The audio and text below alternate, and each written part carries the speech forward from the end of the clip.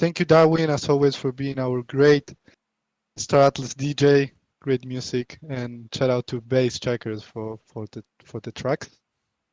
And I have here on stage two great friends, Michael. As always, how are you, Michael? All good? Hey man, yeah, I'm doing good. Yeah, and Darwin, thank you for providing the jams.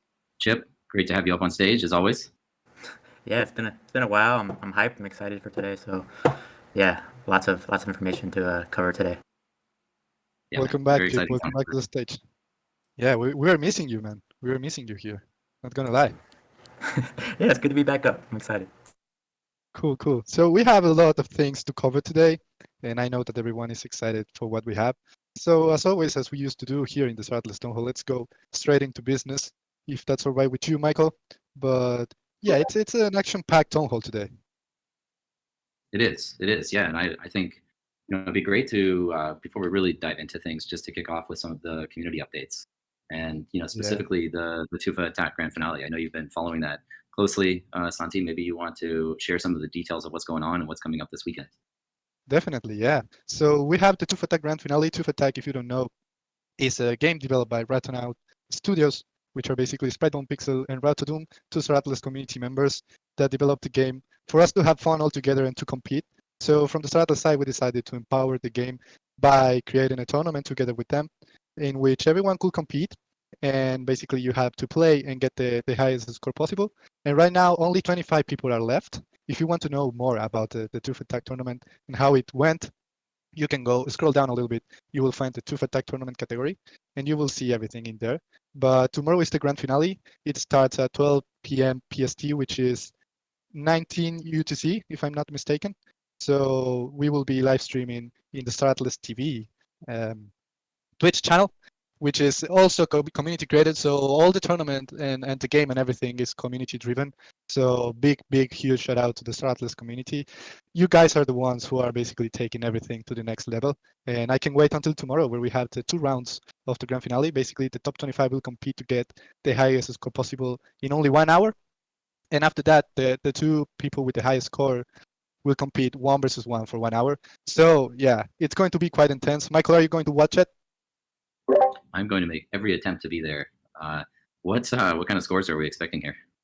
The crazy scores, man, crazy scores. We had at first we even thought they were cheating, man. Like it's insane the amount of effort and hours that our community is putting in Tooth Attack, because basically we had people with over 200,000 points. We thought it was impossible, but after checking, looks like our guys are just very, very talented. So yeah, it's going to be really intense because basically everybody the competitors will need to score as much points as possible before the hour runs out. So yeah, expect it to be super intense, Michael. We are going to have a lot of fun, in my opinion. I love it, man. I just love, again, I say this I think all the time, but I can't emphasize it enough. Just love to see the community creativity out there, and just the passion, enthusiasm that's coming from everyone to build these projects tangential to what our core vision is here at Star Atlas. So super cool. Love to see this this tournament, but also looking forward to seeing what kind of creative ideas people come up with in the future as well. Yeah, definitely. We, from the Star Atlas side, we plan to empower everything that is community related. So if you are building something and you want help or you just want guidance or anything, just reach out to us, reach out to me, Dominic, Diego, or anyone from our mod team, and we'll try to help you in any way we can.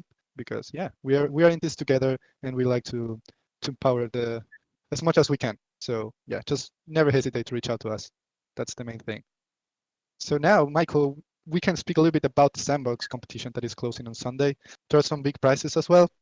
We'll cover it very quickly.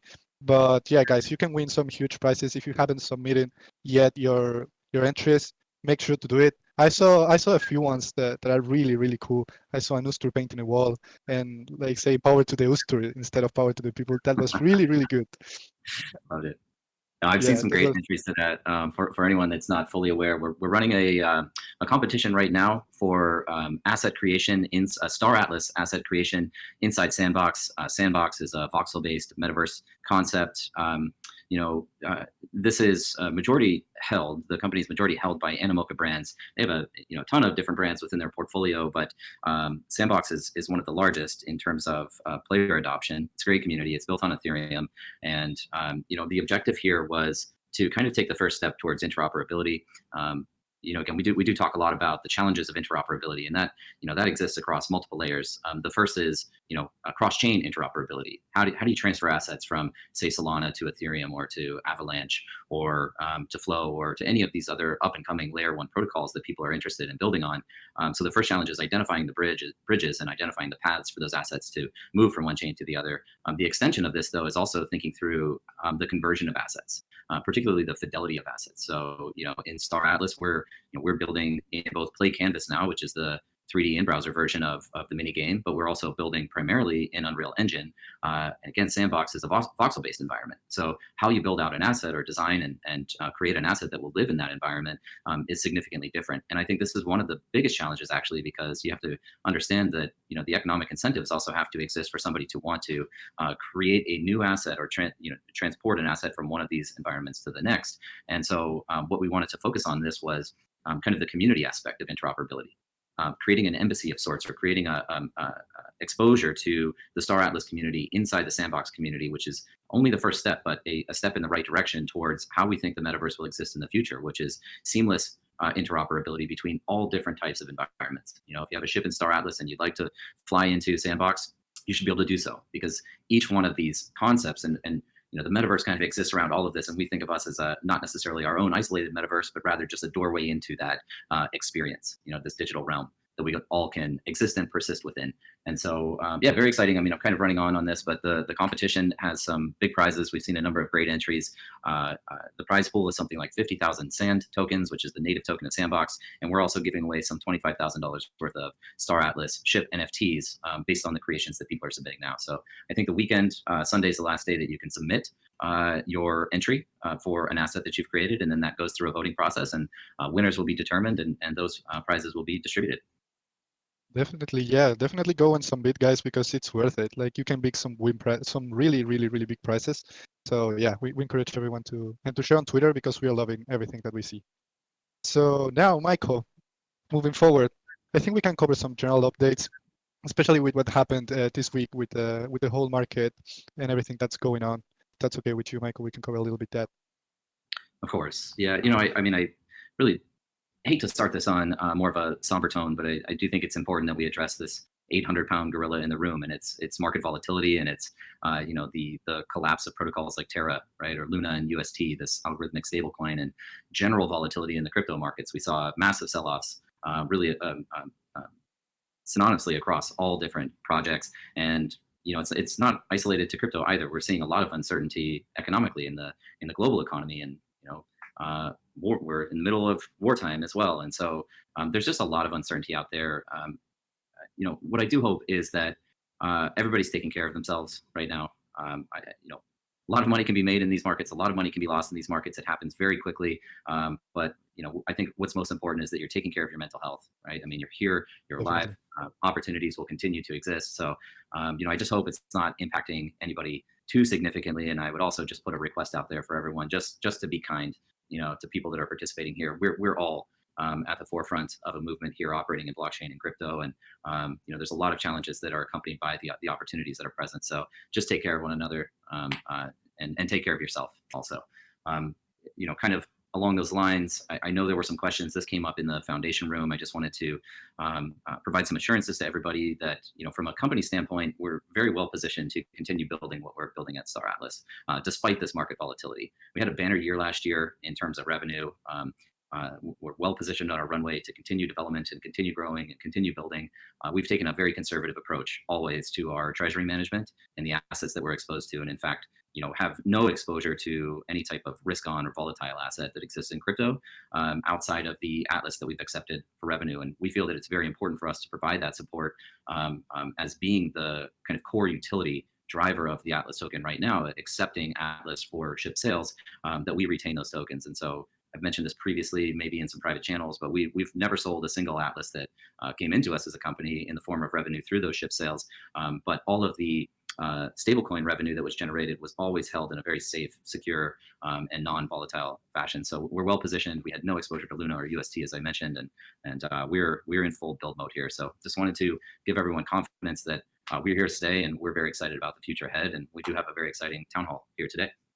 Yeah, just to cover it as well, like on the market volatility and everything. The Stratas community is here for you. If you need someone to talk to, or if you need just to hang out, we are here. We are here all day, all night.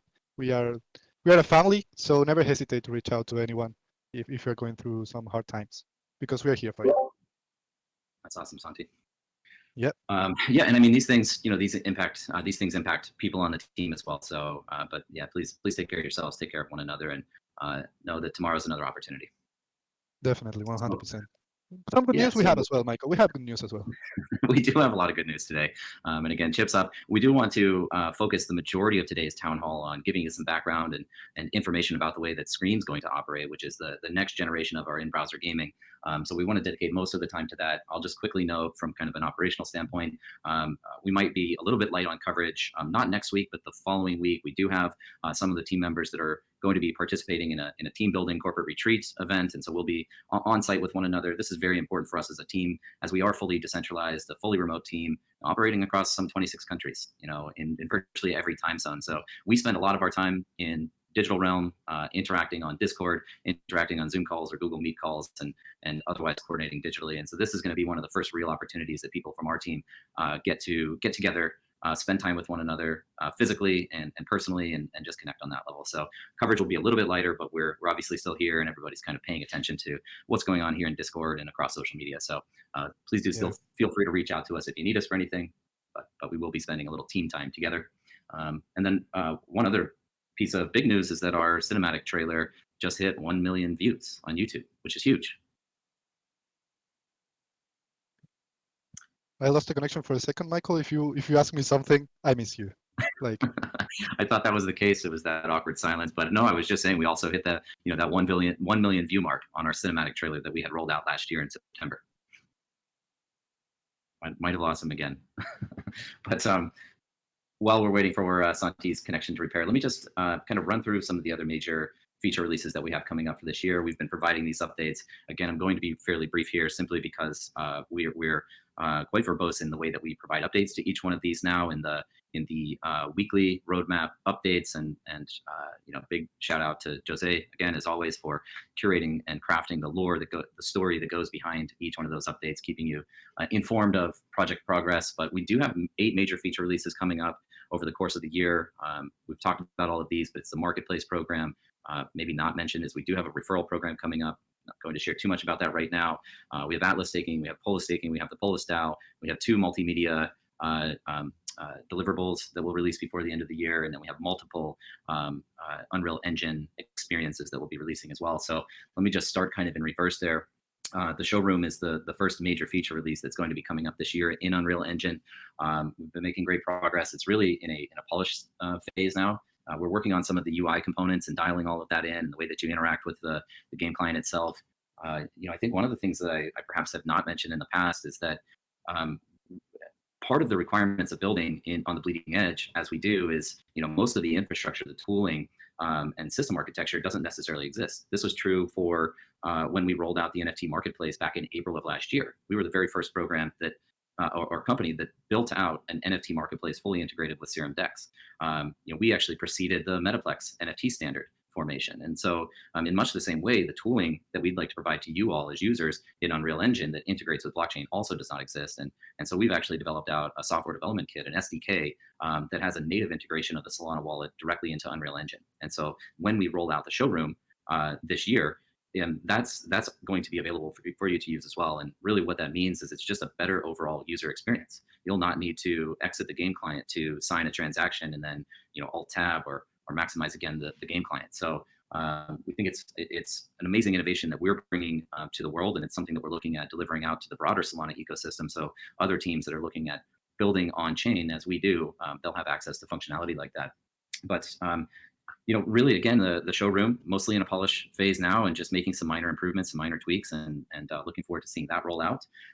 There is a kind of a secret project that's likely to be released either at the same time or around the same time of showroom. Kind of an isolated experience, but that's focused more on free flight in engine, so being able to kind of navigate around in space with NFT assets.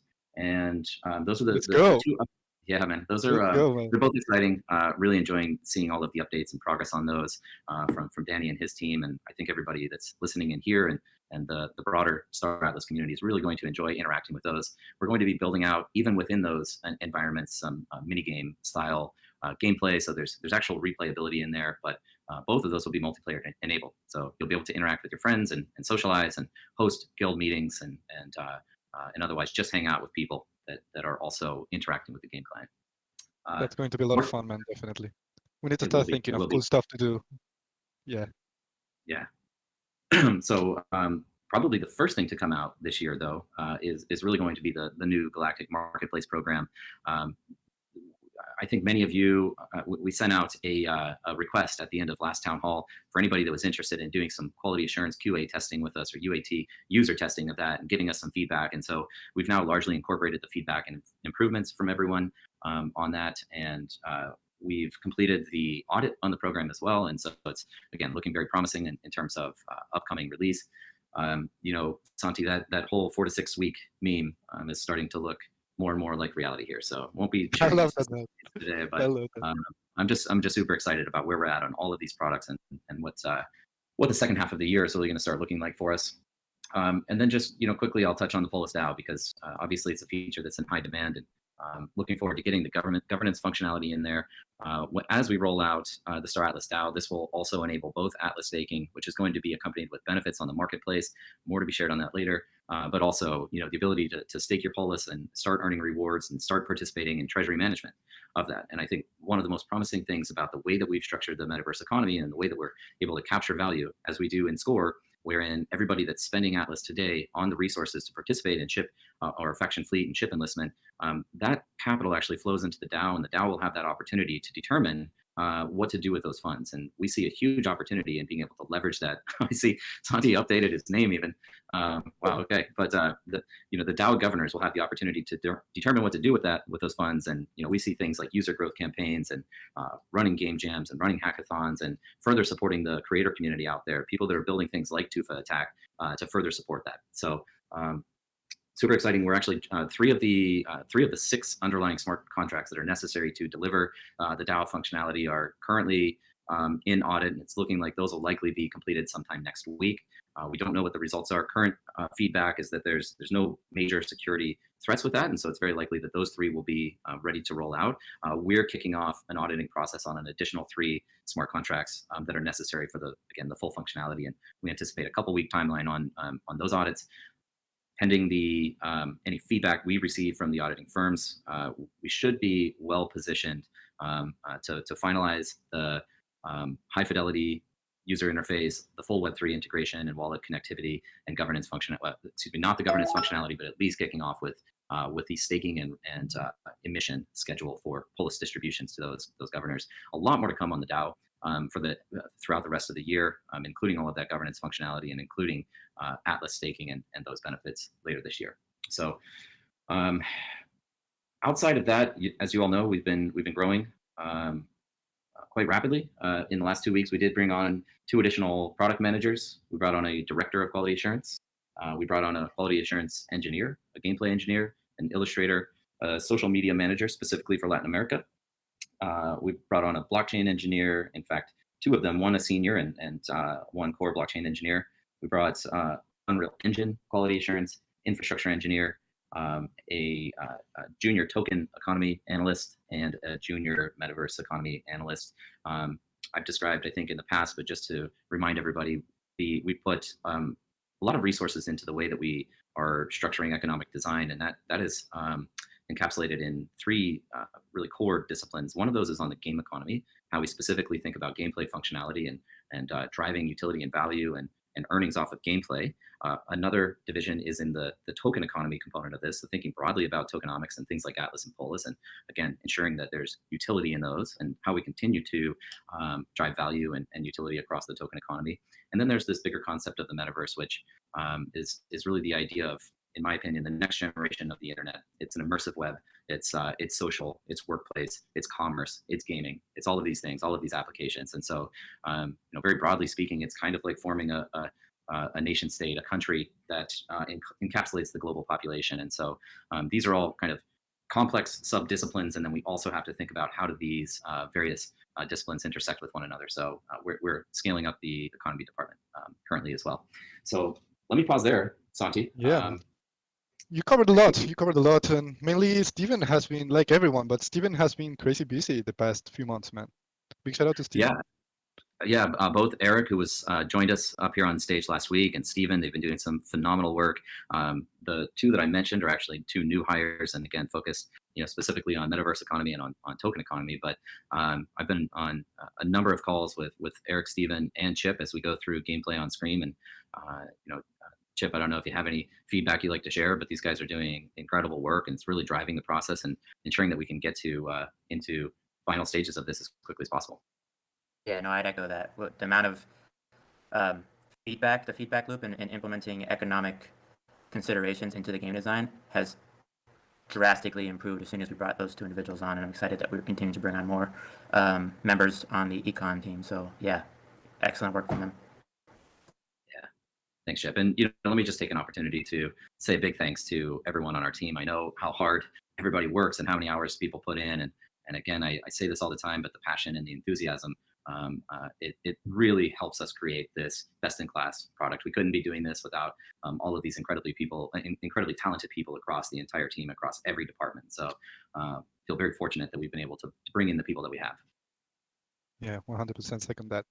So, Michael, do you think we left anything to cover on updates? I'm checking, but I think we covered mostly everything. And I have Chip here ready to spill the alpha, man. Yeah, no, like I said, I want to spend most of the time on Scream today. And Chip, it's fair to say you've been really leading game design. I know we're working closely with Danny, but leading game design on Scream. And Mo, I'll give a shout out to you out there as well, product manager on Scream. And he's been coordinating all of the meetings and the various stakeholders, but quick mention of him. But Chip, you've been doing great work, man. Scream's looking like it's going to be a lot of fun. Yeah, I've been super fortunate to be given so much ownership of the project as I've grown into this role as director of game system design. But yeah, I want to echo just the amount of work and effort going into this project. It is ridiculous. Stellar work from everybody. Shout out to Mo, because he's been the producer for this. He's the PM of this project, and he's the one that's driving us to getting this delivered ASAP. But then there's the econ team, there's the game design team, there's the web team, the blockchain team, the art, UI, UX team, everybody working together to meet the game vision and the game design documentation. So yeah, shout out all around. 100%. Yeah. Just to preface, right before we jump in, I know, Chip, we've got some questions we'd love to ask you. I think a lot of these are coming direct from the community, so it's what the community wants to hear about Scream. There's some uncertainty out there about what this is actually all about. What I do kind of want to emphasize for the community is that we are building two distinct products as we continue to grow this company. The intention is, in the long term, is for us to be able to integrate the two. But in the meantime, we have to build on kind of parallel tracks. And in some ways, the feature set that's within Scream is going to differ than the feature set that's within Unreal Engine. The rationale for taking this approach early on was that we believe that we can build out the web-based experience at client much more quickly than we can build in Unreal Engine. I think many people that have been following us now for a while know that AAA game development takes years. And even with our iterative approach and modular approach, it's going to take us quite a long time to build out the highest quality content that will live in Unreal. Now, that doesn't diminish anything from what we're doing in browser. We're still bringing high quality and high fidelity gaming experience that will be fun. But what we can really do in the short term with the browser game is deliver on-chain mechanics. And I'm sure we'll discuss this a little bit as we go through the questions today. But the blockchain squad's building out 12 different smart contracts that users will interact with as part of this gaming experience. That enables us to actually battle test all of those all that on-chain logic, which ultimately can go live in Unreal Engine as well when the time is right. But it's also where the majority of the economic components will live in the short term.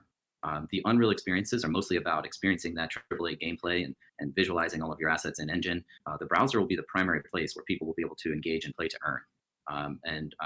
Again, I'm extremely excited about the way that Scream is all coming together, and not only the gameplay but the economic incentives that are associated with that. And I really just wanted to outline that for people so everyone was well aware of the path that we're on and why we're building these unique products. Now, the browser client, I'll just say in closing, is not intended to be a short-lived product either. We see enormous opportunity in being able to reach a much broader audience in the long term. People that don't necessarily have the compute capability to interact in the fully immersive Unreal world, they'll still be able to access the Star Atlas ecosystem and economy via the browser. And at some point we'll look to extend this even to mobile as well. So really, truly trying to reach a global audience. And so that's some of the underlying rationale of why we're building this way. But without further ado, I think we should probably jump in here and hear it directly from the horse's mouth, if you will, what we're doing at Scream.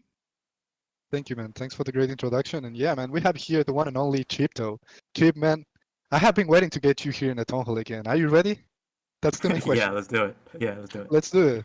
Let's start with like a very short introduction. I feel like everybody knows you, but what you do at Star Atlas, just so everyone is aware. Yep. So I'm the game system, or the director of game system design. What essentially that means is that I direct the definition process of all the in-game mechanics. So how does crafting work? How does player progression work? Leveling, combat, all sorts of that. All of those different mechanics, I direct those efforts, and I help assign team members and work with the other stakeholders to make sure that these mechanics are meeting the other requirements and constraints, such as blockchain constraints or economic sustainability.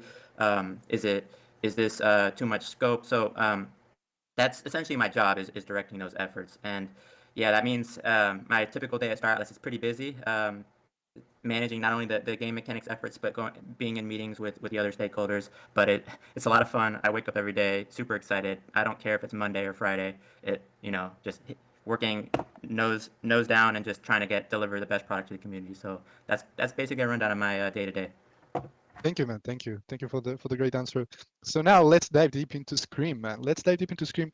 Let me start heavy on you, man. I will ask you 3 questions all in one, if that's okay, because we want to know what is a Scream, like what is the context behind a Scream, and why Star Atlas is doing a Scream.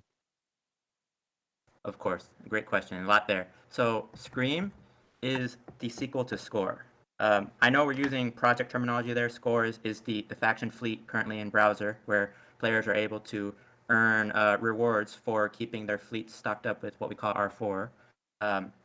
And now Scream is the next iteration of browser-based on-chain gaming, where on-chain gaming means that all of our game logic is hosted on the blockchain. And what that allows us to do is keep it composable and extensible. That way, it's completely transparent where all of the game state is and where all the assets are in the game. It's completely transparent, but also community members and other entities can build on top of our game, and that's actually a very, very powerful concept. So let's dive into exactly what Scream is. Let's go, man. In the past, Scream was the acronym stood for Ship Configuration, Resource Extraction, and Mining. I think however, since we first came up with that acronym, we've iterated on the game design, and it's no longer 100% appropriate. However, we didn't want to change the name of the project yet again, because the community, at least the ones who've been with us for a while, recall when we first had More, and then we had Cream, and then we had Scream. So it was like last thing we wanted to do was change the name again. However, the good news is Scream can still fit what we're doing, and so I would say it's more appropriate to say it's ship combat, resource extraction, and manufacturing. Now, let that sink in for a second. But yeah, I'll stop there, and maybe we can go on to the next questions. Yeah. Let's go to the next questions. I think this one is quite important, mainly because everybody wants to know like what is the main objective of the player in Scream? Like what will we be doing on a day-to-day basis? And also, if you can compare it to other games that are already existing, that would be cool. Yeah. So let's start out with the context. In Score, the players have to choose their faction first and foremost.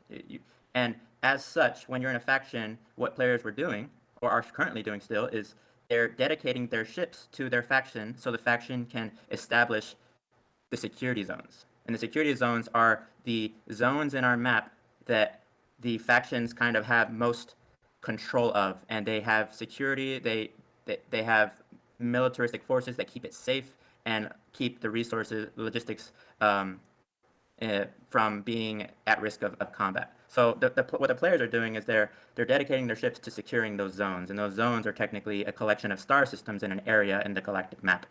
Now, what's Scream? Scream is an extension of that. Now, players are, when they hop into Scream, they will finalize the establishment of their faction security zones, and then they will be offered the opportunity to continue on into the medium risk zones, where they will not only engage in PvE, player versus environment, gameplay, but they will also engage in PvP, so player versus player gameplay, which that means that you will go head to head with the other factions. And what are they doing in the medium risk zone? You'd ask. So what the objective of Scream is for players to establish control of each of the star systems on the map by building a starbase. And then the way they do that is they collect resources from the neighboring planets by sending ships down, mining from those planets, and then taking those to the star bases, refining resources, upgrading the star bases, and then establishing a logistics network to continue to pin down and build up each of the star bases. So it's like this node control or tower defense type gameplay, but you're doing that in the context of fighting for control with the Jorviks and the Ecos, our PvE factions, our banished factions, but also you'll be colliding with the other factions when there's key resources that you need and both factions want them. What's going to happen? There's going to be combat, there's going to be PvP. Cool. Definitely really cool. Some people here in the Townhall chat are comparing it to the Stellaris colonization style. Is it comparable? Yes, I would say one of the largest sources of inspiration is Stellaris. We do have our own unique gameplay elements that Stellaris doesn't have, but if you're trying to visualize what this game might look like, I would start thinking about Stellaris on how your fleets move around and how they can warp to star systems and build up starbase nodes. Cool. So you said that there is like there's going to be PvP. So does that mean that we will be able to play with my friends and DAX? And will it be really important to coordinate it correctly? Like to have good coordination? Yes, exactly. So because everybody's going to be playing on the same map, there's going to be a lot of coordination and strategy involved with where you attack, when you attack, and who you attack with. So I would imagine that the DAX that are able to coordinate the best and pinpoint strategic areas for conflict and then coordinate their forces to attack at the same time, that'll be a very good they will be rewarded, and that would be a very good tactic. But also, say you're just playing with yourself or your friends, if you exist in the same location, both of you can enter into a battle together to take out an enemy. So that'll be extremely fun. Yeah, definitely. There are going to be a lot of battles, I imagine, in the screen. Yes. The good news is if you don't like PvP, you don't like Risk, and I haven't talked about Risk yet. If you don't like that, you can play a lot of the core gameplay in the security zone. However, if you go into the medium risk zone, there is Risk now, but there's also there's more combat, but there's also more lucrative resources. However, you always have the option of falling back to the security zone and engaging in gameplay there. Cool. Yeah, you opened the stage to my next question, and it's related to the risk zones actually. So risk zones are going to be involved in Scream, but do we have like high risk or not? No. So one of the biggest questions I imagine on people's minds: can ships get destroyed in Scream? And the answer right now is no, because we're not implementing the high risk zone yet. That doesn't mean we won't get there. That just means for this first version, we're sticking to the medium risk zones. But what that does mean is, as the name implies, there's medium risk. So if you get destroyed, all of the R4 and everything in your cargo does not come with you. That gets burned and dropped. So you lose that. That's part of the medium risk. However, your ship will respawn back at a starbase. You will be able to repair it with toolkits and then get back into the action. Cool. Yeah, and about resources, you just spoke about the resources. How are the resources going to work, man? Are they going to be like the same in score? Are they going to be different? No. So now there are currently over 20 resources in the game, and those will be emitted at different planets. There's currently 7 planet types that will have a mixture of different resources and a mixture of different locations they can exist at starbases. So players will have to find the right planet types for the resources they want, and then what they do is they take those resources to the starbase, and they will use those in crafting recipes to create R4, create products that they need to upgrade the starbases. So there will be a crafting system that players can engage in at the starbases. Cool. That's really cool, man. That's really cool. So for playing a Scream, I only need like my Phantom Wallet, some Solana, and a ship. That's it. Yeah. So you will like let's take day one. What'll happen is you will in Scream you will have opportunity to deposit some ships on day one. As long as you have some ships, you can deposit them in there, and then if you don't have any R4 already, you can buy that at the marketplace. But if you don't have any R4 already, you will be able to engage in some introductory gameplay that gets you some R4, and then off to the races on building up your faction points and player progression in Scream. But that's all you need. Solana wallet with some Solana in it for the transactions, and then at least one ship to play. Cool. So that brings me to another question that the community has, and it's about fleet management. And are we going to be able to use all our ships, or how is that going to work? Yes, so you will be able to use all your ships, but there's a caveat here. In order to ensure that the game is balanced from inception, players will have a limited amount of ship slots they can deposit into, and the way that'll work is that they will start out with a given number of slots, and then they will be able to upgrade those with Atlas up to support whatever size ship they currently have. And then as they play the game, they will earn points in the game that allow them to purchase with those points more ship slots, and then they will be able to get their entire fleet into the game. There's no current upper limit cap on the amount of ships you can get into the game. The mechanism is that it's throttled based on gameplay. So the more you play, the more hangar spaces you're going to get, so that you can have your entire fleet. There's no cap there. It's just we thought hard about this, and we thought that we needed a balancing mechanism of limiting the amount of ships you can have on day one in there. However, here's the next question. I'm already anticipating it. Well, what about the bots and the multi wallets? Won't it make it better for them? Well, what it'll be is your own account. Your account will progress, and it'll get more powerful, or it'll be able to accumulate more points faster. And it also, the way the game is structured, you're gonna want to stick to one account, because it's gonna be difficult to manage it'll be easy to manage your fleets on one account. It'll be difficult to manage them across multiple accounts. But then you also, as you increase in level, the capacity at which you can earn points, which is how you'll earn your Atlas rewards, will increase as well. So if reading it one more time, I would imagine that if you had 4 ships and you split them across 4 wallets versus 1 wallet, that all 4 ships in 1 wallet will progress faster than split across multiple wallets. Perfect. If I can just jump in quickly too to describe a little bit of that transition process, if you will. We did want to ensure that there was kind of a level of fairness, and not necessarily this kind of pay to win concept entering into Scream, as it is more immersive web gameplay. But at the same time, we will leave score alive during this transition period. So the ships that are not able to enter into Scream immediately, those can still be enlisted with your faction and still participating in earning via the score feature. Cool. Thank you for the clarification. Not sure, Chip, if you want to add anything on that. No. Yeah, very clear here that when Scream comes out, we will not be removing utility from your existing ships. We're just trying to ease the transition of all the ships into Scream in a fair and balanced way. Okay, cool. So let's go back to the very beginning, Chip, if that's okay with you. So you mentioned day one, like we start in a Scream, and what happens? Like, how is the progression of the game? Where do we go? Yeah, so day one, your ships will drop into the central space station. So all three factions have their home star system that hosts their central space station, which essentially is the highest tier starbase. Actually, starbases go up to 5 tiers. The central space stations are technically tier 6. So your ships will exist at that starbase, or that central space station.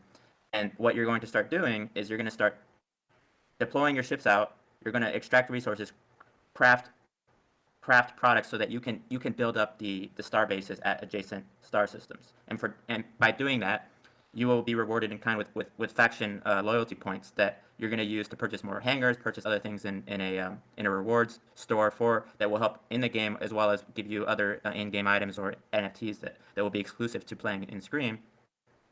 But yeah, so you're going to be incentivized to do things for the faction to earn these points. And essentially what that is first, in the security zones, you're going to finish building up all the star bases. But then when you go into the medium risk zone, you're going to be attacking other star bases, and the faction will reward you with points for doing that, but also defending existing star bases from enemy attacks. That'll also give you points.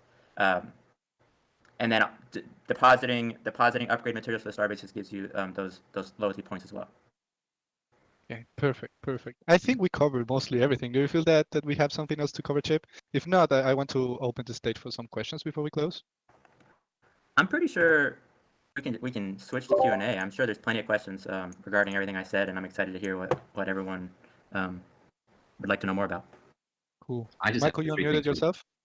Yeah. Yeah, just three things real quick before we move on. I'm chatting with Matei here, and I think we're going to be dropping a little sneak peek here for everyone. I'm not sure what channels that's going to be dropped in, but probably the Townhall channel. So keep an eye out for that coming momentarily. Just quick caveat: this is all still kind of early with some placeholder art, working on things like scaling and probably some UI changes coming as well. I'll actually be dropping this momentarily. But while I do that, Chip, I just wanted you to speak maybe to two things. One, we've gotten a lot of questions about single player versus multiplayer, so you can speak to the multiplayer nature of Scream. And two, Yes. what I think is really cool, I kind of peek out on the economy, but we're going to be able to activate the player economy with R4. So maybe you can speak to both of those things, and I'm going to drop this image in the Townhall channel. Let's go. Yes. So on the aspect of single player versus multiplayer, while you can play by yourself, the game is intrinsically multiplayer. It's an MMO, so you'll hop into a map and other players are going to be there with you. That doesn't mean you need to coordinate with them. You're free to play the game however you'd like, but it's a multiplayer game. Now, on the aspect of R4, everyone's aware currently that Star Atlas sells the R4 to players in Score to support the Score consumption requirements. However, when Scream comes out, there will be a transition period where we now go to a purely player-based economy where all the R4 that is in circulation will eventually be all player crafted, and as such, there will be a possibility to make a profit just by becoming an R4 crafter or an R4 merchant. So that's very interesting. Where there's multiple ways you can play this game. You can do combat, you can do merching, you can do crafting, resource extraction, just to name a few. So yeah, that's very exciting as well. Michael just dropped the alpha in the Townhall chat, guys. If you want to check it, go to Townhall chat, and I just pinned the message. So go to Townhall chat, go to pin messages, and you will find the Scream sneak peek, which I think it's really cool. So thank you, Michael, for that, and thank you, Matei. Big shout out to Matei. And also, I don't want to forget to mention this. A huge shout out to Jose, because he has been working really hard on the Atlas Star, and we will find everything that we talk here about Scream and everything. You will be able to find most of the information in the Atlas Star that is dropping as well today. And Jose has been writing, I think, like a million words per day for this whole past week. So big shout out to Jose as well, and to the whole Star Atlas team, but Jose deserves it. So I want to open the stage for some questions. If you have questions about Scream, please feel free to raise your hand, and we will start letting people in for some questions. I just invited Riddick. Hello, Riddick. Welcome to the stage. Hey guys, how you doing? Doing good, man. And you? Oh, we lost him. Too bad. Well, hopefully he raises his hand again. No, I think that was his question. He just wanted to know how we were doing. Okay, we're doing good. Yeah, doing well. Yeah, doing really well. Okay, Riddick, you're back. How are you doing, my friend? Again, are you good? That was the wrong button. Sausage fingers. Whoops. Go ahead. So a few questions. That looks pretty awesome. I'm not gonna lie. That was a pretty cool little alpha drop you just dropped in there, Michael. That looks really cool. It looks interesting. A lot different than Stellaris, in my opinion. Like I think your guys' layout for the UI, I like it a lot more. It's a little more user friendly. So that's pretty cool. But Yeah, my main questions. Oh, what's that? Just going to say, I think one of the things that really distinguishes us in this like sci-fi genre is just the aesthetic too. Bringing a little more light to the universe instead of the cold, dark steel and metal that's conventional. So I know Danny's working on a light mode and dark mode, so the optionality will exist. But all credit to the team. I just got to be the guy that kind of shared the image. Yeah, amazing work, guys. I'll just cut to the questions because I'm sure a lot of people have them.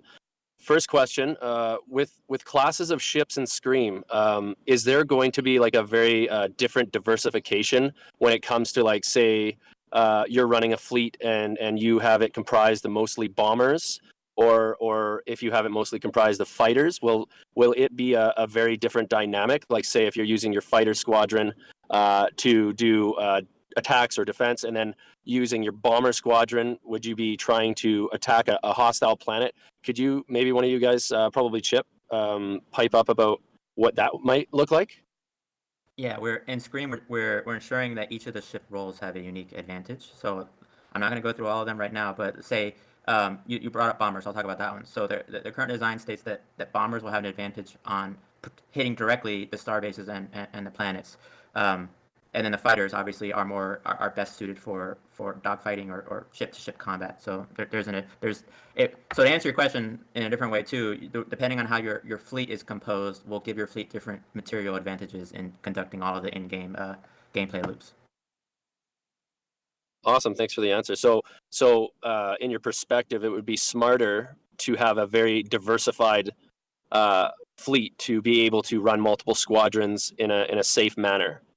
If you're trying to kind of be efficient strategically. I personally wouldn't advocate for any fleet composition to a player.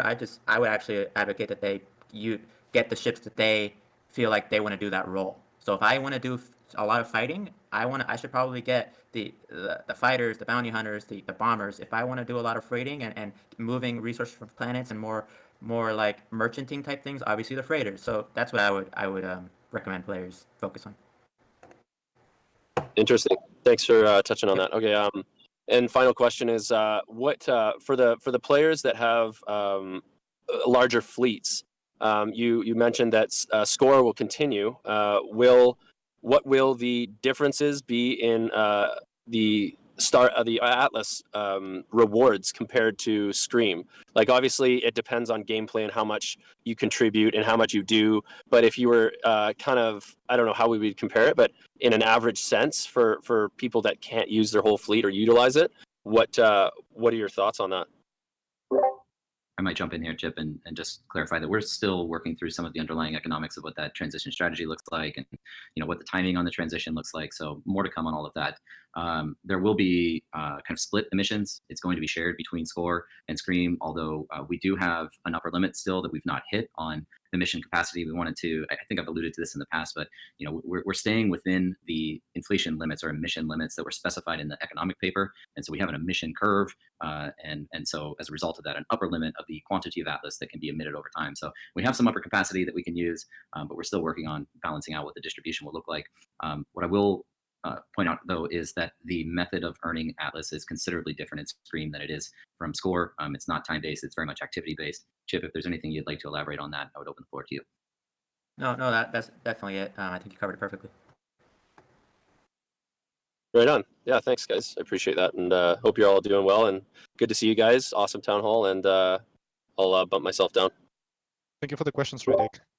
Yeah, thanks, man. Good to hear from you. Yep. We also have Bodhi here. Bodhi, go ahead, man. How are you doing? I'm doing well, Santi. Thanks for asking. I appreciate your comments about maintaining mental health these times, Wagner. I think that's significantly underrated.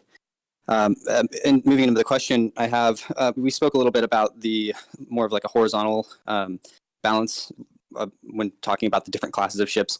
I'd like to talk a little bit more or ask about the somewhat more of a vertical type balance for people who have their fleets skewed to the larger class ships.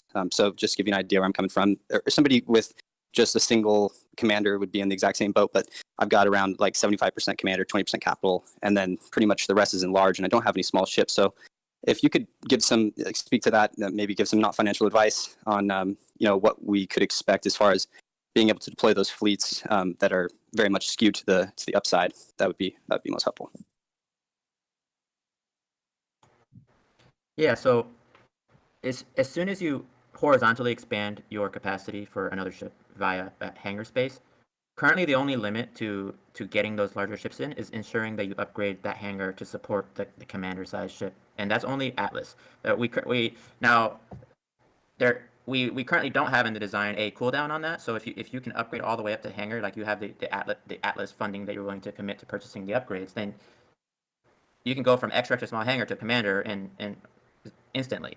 Now, if we evaluate that that's problematic and there needs to be a cooldown, we might implement that. But right now, there's no limitation. You just have to ensure that you play enough so that you can purchase that next hangar space. So the hangar space purchases isn't done by Atlas. It's done some other way, like in-game EXP or something like that. And then the loyalty points is how you purchase another hangar space. Okay. And then is there any way that you could give us some sort of rough idea about the Atlas cost for something like that, just so I can plan ahead? Because the way I'm looking at it right now, I just won't have any ships that will be able to go in unless I pick up some smaller ships. Depending on what that Atlas cost is, I feel like I should prepare. Just going to jump in again and say that's one of those areas of economic analysis quite refined yet. So we're going to ensure that it's a reasonable cost to be able to get those upgrades in while maintaining some balance with new assets flowing into Screen. So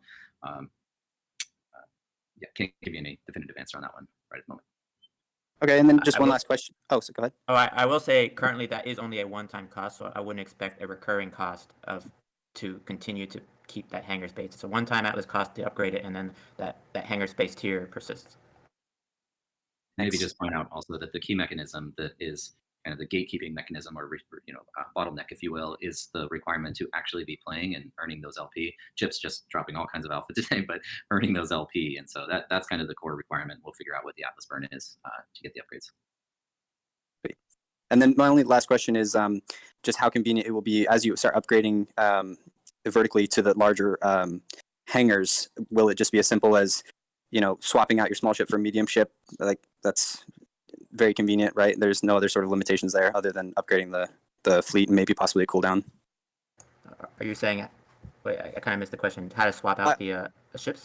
So I'm just wondering, like, for example, if I have enough Atlas to instantly get myself up to a large ship, and then I save up and upgrade the commander. It's just as once you upgrade the to the next size hangar, it's just as you can just swap it out easily. There's no other sort of limitation to be expected other than possibly a timer. Yes.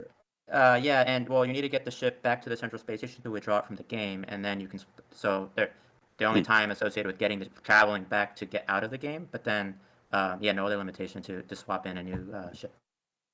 Okay, interesting. So the hangar space is at the central space station then. That's cool. Well, not all of them. So you'll have your ships can exist docked at different star bases. However, in order to get your ship back out of the game so that it can be traded from your wallet on the marketplace and things like that, it needs to go through the central space station to do so. Interesting. Thanks for sharing. Yep.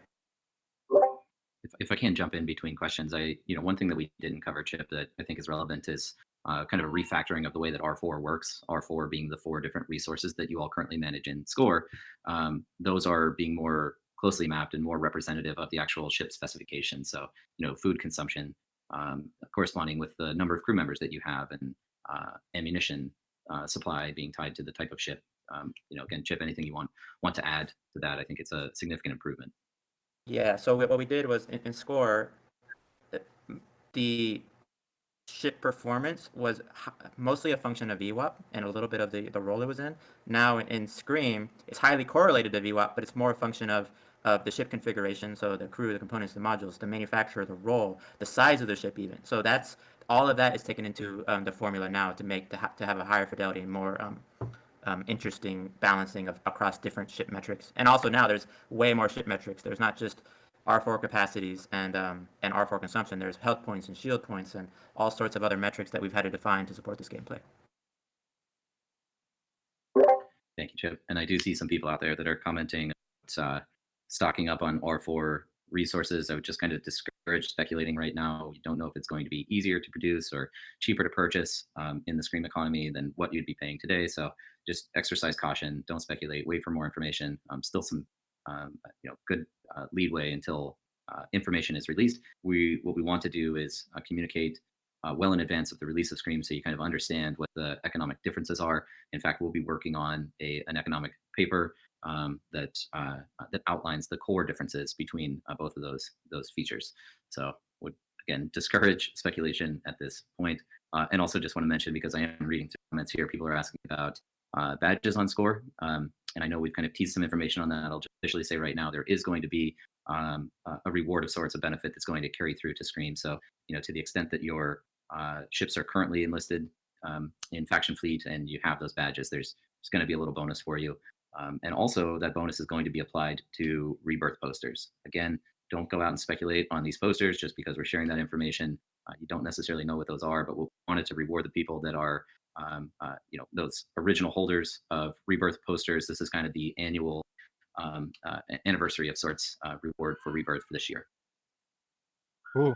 That's some good info. Another thing I'd say, and it's a little bit standard, but I think we haven't said it on this town hall, is that all of the things that we've communicated about Scream are subject to change as we finish prototyping and playtesting. Now, we're coming on here because we feel confident in the design we're expressing here. Like, a lot of this is pretty firm, but that doesn't mean that we can't reveal something, a mechanic that needs to be changed when we, as we're finishing the prototyping and playtesting. So I just wanted to reiterate that in case, you know, I understand a lot of people are going to speculate on this information, and I just want to say that it can change. So yeah, I'll stop there. Okay, It's a great disclaimer. Dan's Yeah. living you right now, Chip. So yeah, legal department says you. Yeah. All right, guys, we are over 10 minutes from the hour, so not sure how we are looking with time. We have a lot of questions, but not sure, guys. Please let me know if you like. I see that you have a pretty packed schedule, guys, so I think we can move to the Twitter Spaces if that's okay with you guys.